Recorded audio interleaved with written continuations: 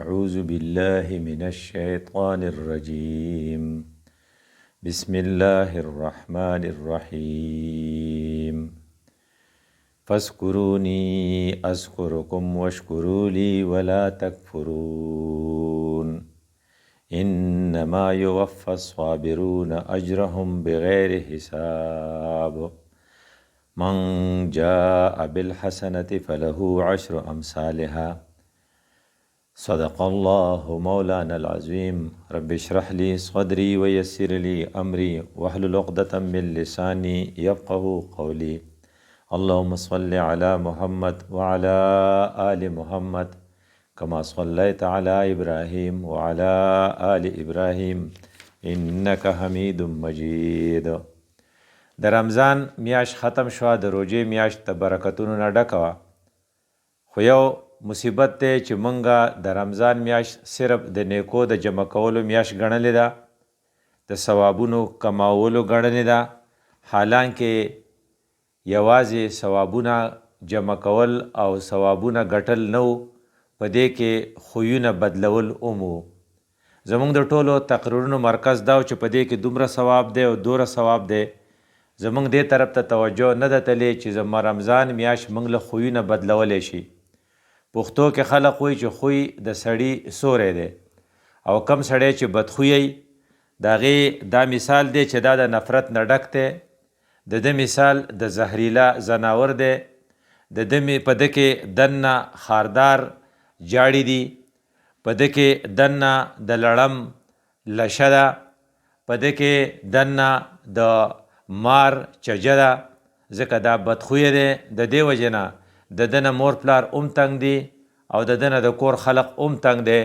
دی که خاوند دی نو ښځه ترې تنګه ده، او دی که پلار دی نو بچي ترې تنګ دي. نو بد خوی، خراب خویونه دا په حقیقت کې بیسټي ټریټس، حیواني خصایل دي، حیواني خویونه دي، د ځناورو خویونه دي چې په انسان کې دننه پراته دي. د دې په مقابله کې په انسان کې دننه فالهمها فجورها وتقواها څه خویونه هم دي، هغې ته انجلیک ټریټ یا ملکوتی خصایل وی، د ملایکو خویونه دي چې د هغې سره سکون دی، اطمینان دی، نرمی ده، رڼا ده، خوشبو ده، چمک دی، نور دی، او غیر چاپیره خورونکی سکون دی. په کومو خلقو کې چې دا انجلیک ټریټ یعنې دا ملایکو دا خویونه غالبي او دا شیطانی خویونه یا حیوانی خویونه دباوي، دې ته تزکیه وي. او قد افلح من تزکا، دقې خلقو ګټه کړې ده، دا په دنیا کې هم د سکون او د اطمینان خلق دی، د دې په آخرت کې هم ځای جنت دی. نو د رمضان میاشت باندې ټول زور په دیو چې ستا خوی بدل شي، ستا په خوی کې د هغې ډسپلن داسې و چې ستا عادتونه یکدم نیکۍ طرف ته غالب شي او د بدۍ عادتونه ستا مغلوب یا دباو شي. ګوره په رمضان کې تا روژه نیوه، روژه د دې خبرې اطلاع وه یا د دې خبرې اظهار و چې ته حلال شی د سهار نه تر ماښام پورې نه خورې، نو انشاءالله باقي 11 میاشتو کې به حرامو لاډو ګوتې نه وروړې. چې ته حلالو ته صبر کولی شي نو حرامو ته به هم صبر کوې. په روژه کې دا و چې ته به قارېږې نه، غوسه به نه کوې، خپله غوسه به په کنټرول کې کوې. دا غوسه چې ستا په کنټرول کې شي نو ټول عمر به دا غوسه په کنټرول کې ساتې، هسې نه چې د اختر په ورځ خرش پرش شي. او په روژه کې دا و چې ستا نوس چې دی او ستا شهوت چې دی هغه ستا په کنټرول کې، د هغې د وجې نه به ته شیطاني کارونه نه کوې. هغه ټریننګ چې ته حاصل کو نو دا باقي 11 کاله به خپل شهوت او خپل خواهشات په کنټرول کې ساتې. په روژه کې دا وکړو چې ستا سره څوک جنګ کوي نو ته به ورته وایي وان صابه احد، ایون که چا راته کنځل وکړل نو دی ورته وایي فلیقل انی صائم یا انی امرؤ صائم، زما روژه ده، زما جنګ ته سمی نشته.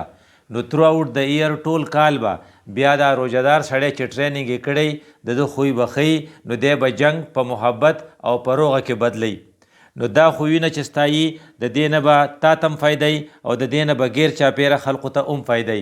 وی هر هغه سړی چې څه کوي دا یونیورسل ټروت دی، دا بین الاقوامی یا د دې دنیا یو حقیقت دی چې ته څه کوې د هغې اثر به په نورو خلقو کیږي. که ته وایې چې کیږي او که نه کیږي خو دا کیږي. مثال په تور باندې ته په کور کې پلارې خو ته بدخویې او تا هر وخت خپله ټبر را ایساره کړي او وښې او جنګي، نو د دې اثر ستا په بچو پرېوځي، نو ستا لوڼه او ستا زامن په یو قسم له په عذاب کې دي ځکه چې ته بدخویې. او دا بدخویي ستا داسې حد ته ورسي چې دغه بچي به په یو سایډ باندې ستا نه دا چل زده کړي، که دی سبا د ښځو خاوندان شو نو دی به هم ستا پېښې کوي، دغه چل به کوي. نو گویا که چې ستا دا بدخویي خوره شوه نسل در نسل. یو بل صورت که فرض که انتها ته ته لاړې نو دام کیدی شي چې ستا د بچو په ذهن کې یو طرف ته ډپریشن یعنې خفګان پریشانی راشي او بل طرف ته هغوی اګریسیو شي، هغه یو بچی خبره کوي زما پلار ډېر زیات بدخوی و، زما مور به هر وخت رایساره کړې وه، په بس کې موږ سفر کاو، زما یو وړوکي رور متیازې وکړې، زما مور زما پلار ته وې چې که دا بس ودرېږي دا وړوکی موږ وینځو، هغه بس ودراو، وړوکي انځلو دپاره چې کوزه شوه د خلقو په مخ کې د بس په اډه کې زما د مور نه سپېړه وتمبوله او بس ته یې وی چې ته ځه. زه دومره خفه شوم، اباچی وی چې ما وی چې څه ټوپک وی ما پې د خپل پلار وویشتې، د بدخویۍ د اثري چې بچي وی چې ما خپل پلار وویشتې. نو د دې سره یو دا مثال شو چې کله ته داسې حرکات کې نو دا ته سوسایټۍ ته معاشرې ته یو پیغام ورکې او نسل در نسل دا پیغام ته خورې. وی یو سړی دی په موټر کې روان دی او ګوډلیپ سیګریټ سکي او پیکټې بار ته راتاو کو، نو د په حقیقت کې دغې ما خلقو ته پیغام ورکو چې د سټایل او د فیشن غټ ریکوایرمنټ یا ضرورت چې دی هغه سیګریټ سکل دي، او ګویا کې دی د سیګریټو دعوت ورکوي او د غیر چاپیره ماحول ته دا برایي خوره کړه، په دې کې ردی حصه ده. وی یو سړی دی او هغه په لباس کې داسې لباس اغوندي چې هغه وایي چې دا فیشن دی او هغه هر وخت د اکټر په شانتې ځان سنبال کړی، نو په کومه معاشره کې چې ګرځي هلته هغې معاشرې ته پیغام ورکوي چې په دنیا کې نور څه کار نشته، خو بلکې دا یو کار دی چې خپل وسکټ، خپله ټایي، خپل بوټان، خپله ګړۍ او د خپل ګاډي خیال ساته چې دا برایټي دا پړق کوي، په دې ته ښکلی ښکارېږي، دا نمایشي کردار دی او د دې نمایشي کردار پیغام تا ورکو. نو ته ویلی شي چې په دنیا کې ډېر اثر کوونکی شی چې دی چې هغه لانګ یعنې ډېر اوږد اثر کوي، هغه خویونه دي، عادتونه دي. نو د روژې میاشتې زموږ عادتونه په کنټرول کې ساتلي وو، هغه خلک کامیاب دی چې خپل عادتونه په کنټرول کې پاتې کړي. کم خلک چې خراب خویونه پتا کې دي دا خراب خویونه به د ځان نه ایستل غواړي، نو که دې روژې ستا نه د ایستلي نو تا ګټه وکړه، کسان یې نه ایستلي وی راشه زه یې درته شمارم، وی د خپلو مزغو ته دې وګوره په دې کې غبار سوره دی، دوکې سوره دي، سوچونه د منفي سوره دي، د خلقو په مرۍ ګوتې کې ښویدل خیالات د ته سوره راځي، د بل سړي جایداد قبضه کولو خیالات ته سوره راځي، په جذباتو کې د څومره ګند دی چې یاره یو سړی نه ټق وباسم، ته په خپله د غصې غلامې چې قار درشي نو بیا یې کنټرول کولی نه شې، او ته په خپله په شهوت پرستۍ کې مبتلای او ته بیا غیر چاپیره چې چېرته ګورې نو د شهوت په نګاهونو ګورې. دا منفي خویونه دي. یو بل منفي خوی دا دی چې بددیانتي ته خپل حق ګڼې، دا ستا حق دی چې که ته ډاکټر یې نو بیا به ته د کپنۍ سره خبره کې د هغې دواینې به خرڅې، او که ته فرض که پټواري نو بیا په انتقال کې پیسې اخیستل ستا حق دی، او که فرض که ته دوکاندار نو 2 نمبر شی د 1 نمبر په قیمت خرڅول ستا حق دی. دا بددیانتي ته خپل حق ګڼې. او بیا که ته دینی کار چرته کې نو د دینی کار نه چې شاته شي وای ولې ته شاته شوې، وی پلانی نه کوي او پلانی خوی خراب دی، نو د بل خامی چې ده هغه ته بانه کې او د دین د کار نه شاته شي. او د دولت په محبت کې که ته دومره ډوب شوی چې عبادت تر نه پاتې شي، دکان مانځه ته نشي بندولی، کلینیک نشي بندولی، تراویح له ته ټایم نشي ورکولی، اوږدې خواډو کولی نشي، ځکه چې ته د دولت په هغه کې د دولت په محبت کې ډوب شوی. او یا دا چې پتا کې دومره احساس برتری ده چې دا خلق د ته ماشي میږي ښکاري، ته وایې دا څه چل دا څه عالم دی. او بل طرف ته دا چې ستا خپل په حسن نه غیر چاپیره ګرځې، زما د وسکټ په شان وسکټ د چا نشته، زما د بوټ په شان بوټان د چا نشته، زما په شان تقریر څوک نشي کولی او زما په شان علاج څوک نشي کولی. دا د احساس برتری شکاري او د خپل حسن دیوانه. په معمولی خبره تاله غوسه راځي، لږه خبره د مرچکي په شان سور شي، او اکثر ستا بله غټه کمزوري دا ده چې ته وخت ډېر ضایع کې. یا خو کور رو کېږي نو ټول وخت نه لاړ شي نو اکثر رکات تر نشوي، اکثر اسمبلی ته نه رسې، اکثر ته د هر کار لیټ شروع کې، هر پروګرام چې ستا د وجې نه لیټ کېږي ځکه ته د وخت ضایع کولو عادي، او ته یا په پردي دکان کې ناسې خبرې کې، یا په حجره کې ناسې کیرم بورډ کې، او یا هسې تشې خبرې کې ګپونه لګې او وایي ټو کیل د ټایم وخت وجلم. نو وخت وجلل په حقیقت کې مرډر دی، قتل دی، او قتل یا خو چې سړی ووجني فکأنما احیا الناس جمیعا، لیکن چې سړی وخت وجني په خپله وایي ټو کیل د ټایم، دا ستا یو کمزوري ده، دا یو ډیر خراب عادت دی. او یو بله خبره چې کو فرض که بل سړی کامیاب شي دا پته نه لګي، شونډې ښکته پروتي او ستا د زندګۍ زیاته حصه سکرین ټایم کې لګي، یعنې یا خو د موبایل سکرین ته ګورې یا د ټي وي سکرین ته ګورې او ستا ټول تصورات د سکرین نه ګیر چاپیره ګرځي. او یو بله کمزوري دا ده چې په خوله یې ووایې او کې بله، دا ستا کمزوري دي، دا ستا عادتونه دي، دا تا تباه کوي. د دې نه چې تر څو پورې تا تزکیه نه حاصله کړي تر هغې پورې ته جنت ته هم نشي تللی او ته فلاح هم نشي موندی. نو رمضان تعالی دا مقدر کړی وه چې ته به خپل وخت نه ضایع کوې، د دې وجې نه د وخت د ډسپلن دپاره په سیکنډونو په ټایم باندې روژه فرض کېده، د سیکنډونو په ټایم باندې روژه کولاوېده چې په هغې کې انفریکشن اف سیکنډز په 6 بجې باندې به یې بند کړې او 15 منټه د پاسه په شپه کې کولاولی شي، 4 د پاسه په 4 منټه د پاسه په شپه کې نه شي کولاولی. دې تا ته ډسپلن خو و. بلې تا ته دا خو چې د شپې به ته زیات تر ویښې او ته به تلاوت کې، ته به تراویح کې.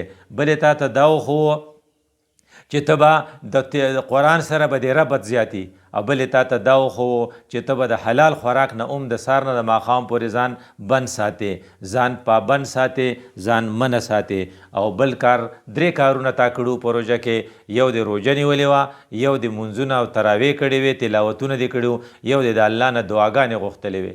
رسول الله صلی الله علیه وسلم چې کومې دعاګانې تا ته ښوولې وې او تا په روژه کې غوښتلې وې هغه زیات تر د دغې نیګیټیو اسپیکټس دا موږ چې 15-20 وشمارل چې دا پته کیي د دې نه د بچاو دپاره وې.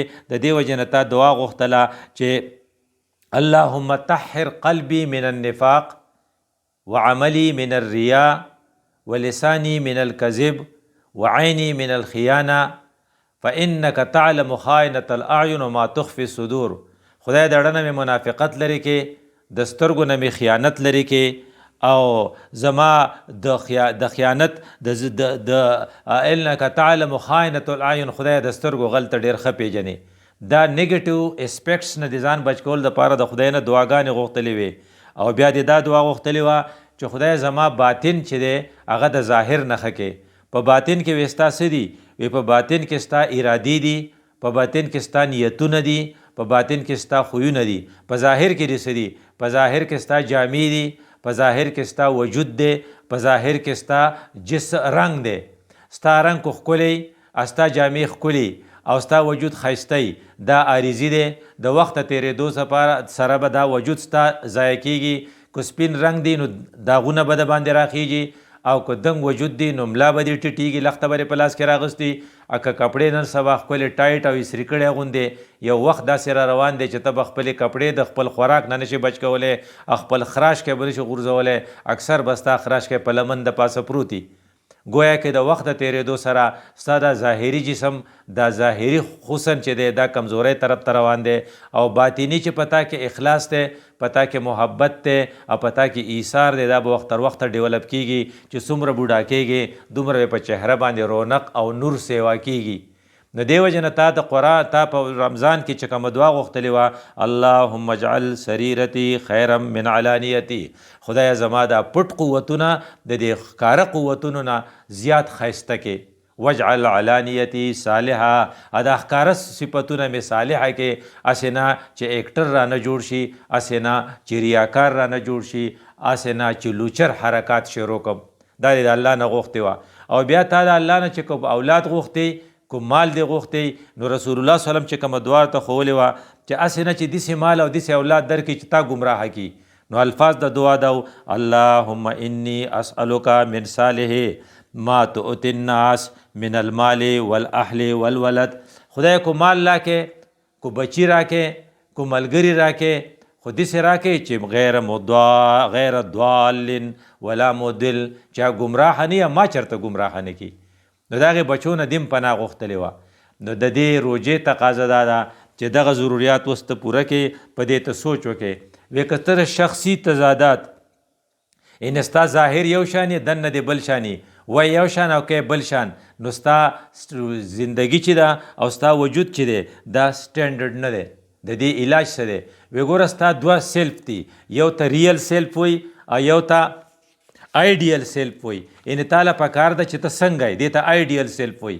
ته په حقیقت کې یې څنګه ریل سیلف. نو که ستا ریل سیلف ته آیډیل سیلف په شان شي، یعنې څنګه چې پکار ده داسې شي، نو تا ګټه وکړه. خو که داسې نه نو بیا به ته د دې دپاره 3 کارونه کوې.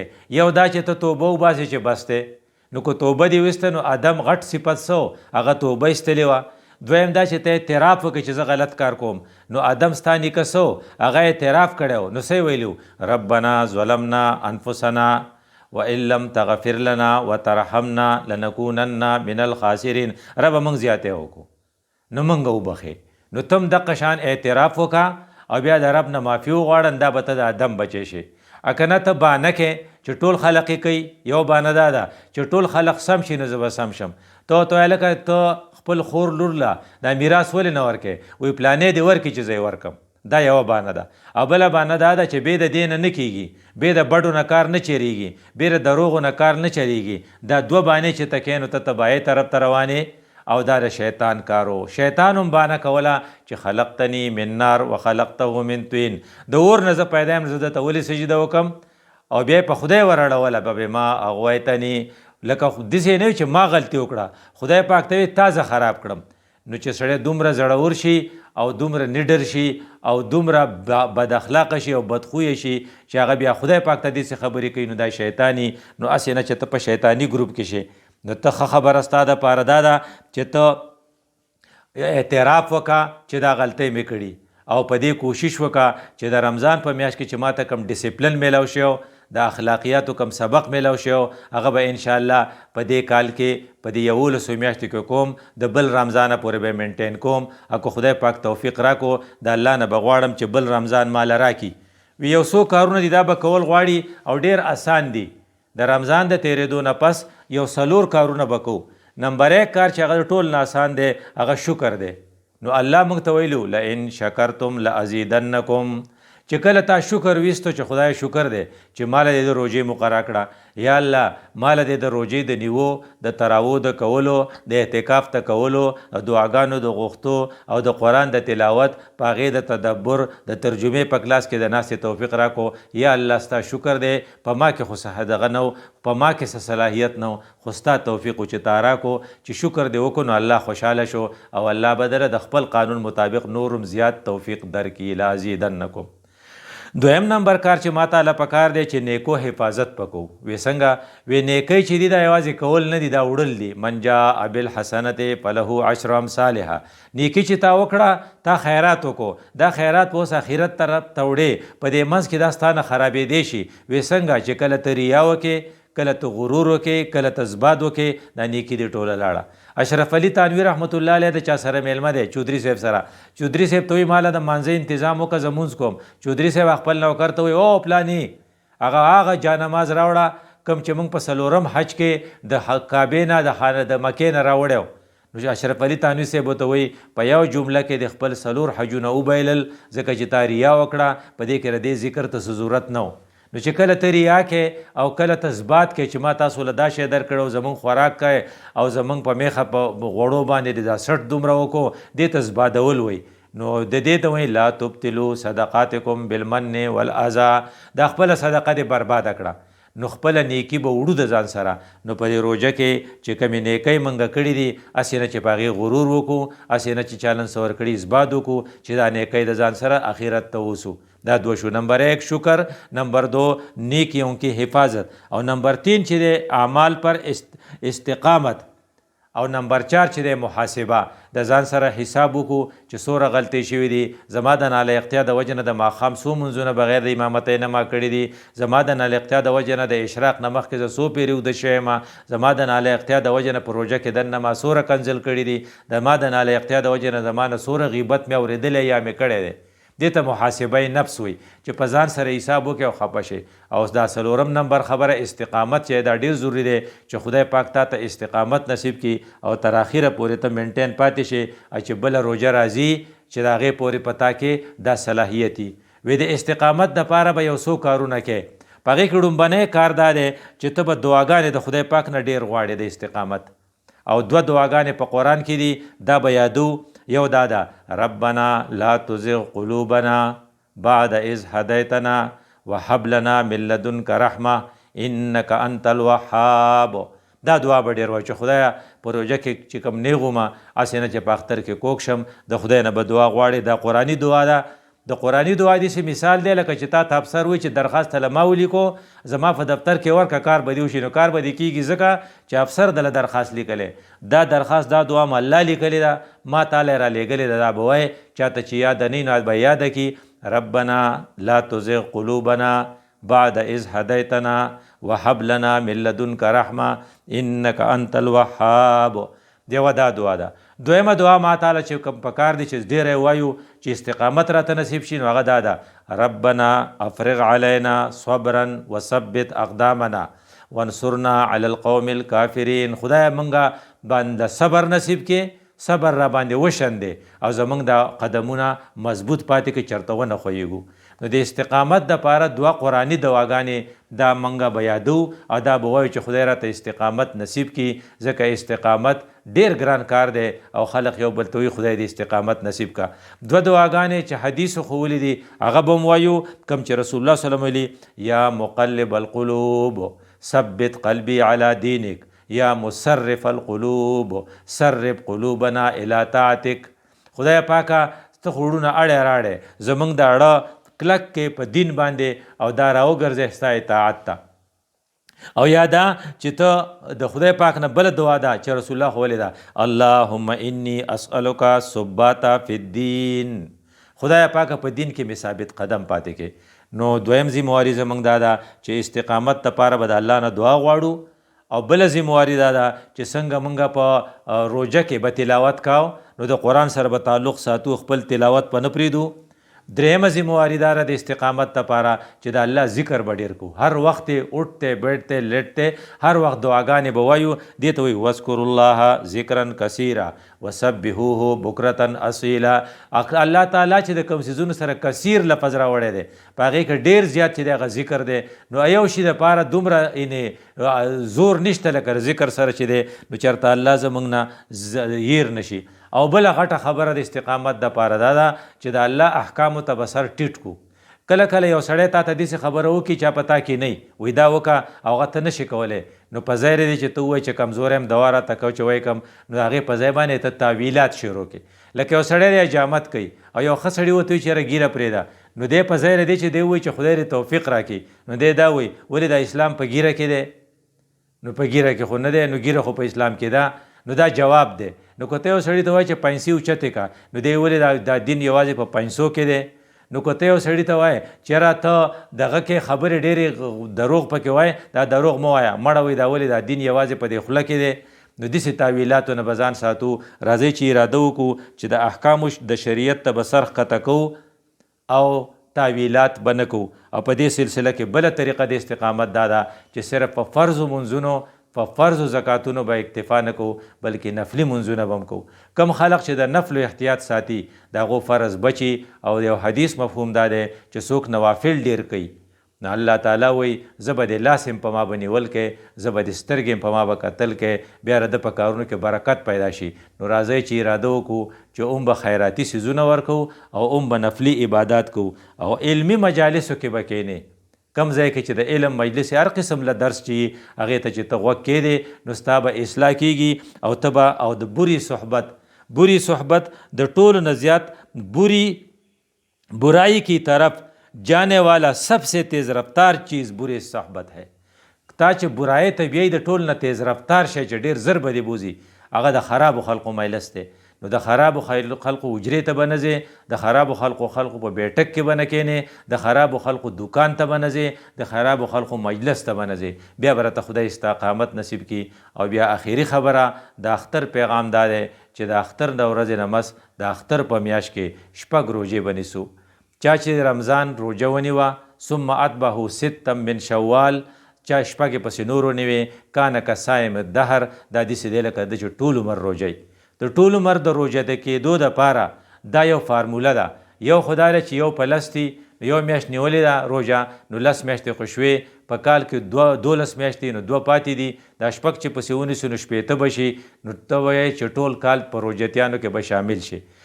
دویم د دې اسپیکټ دا دی چې څوک 6 روژې نیسي نو د ده په فرضي روژو کې څه کمی راغلی، خدای به په دې 6 هغه کمی پوره کړي. ځکه دا حدیث مفهوم دی چې کله د یو سړي فرایض کم شي نو الله به فرشتو ته ووایي چې نفل یې وګورئ چې په هغې وله دا کمی پوره کړو. نو کم خلق چې د خپلو فرایضو د کمی پوره کول، دا یو قسم له سجده صحوه ده چې ستا د روژې کمی به پوره شي، دا فایده وي. او دریم نمبر فایده د دې دا ده چې کم سړي یو عبادت وکړو او په هغې پسې ده ته د بل عبادت توفیق میلاو شو، دا د دې نښه ده چې لومبنی عبادت قبول شوی دی. نو کومو خلقو ته چې د 6 روژو توفیق میلاویږي، ځکه 6 روژې بغیر د توفیق نه نیول ګران دي، هېڅوک هم نشي نیوی. دا د دې یو انډیکیټر یا انډیکیشن یو علامت دی چې د دې سړي د تیر رمضان دا 13 روژې الله قبول کړي دي او د دې نه بله غټه خوشخبري نشته. اقول قولي هذا استغفر الله لي ولكم ولسائر المسلمين.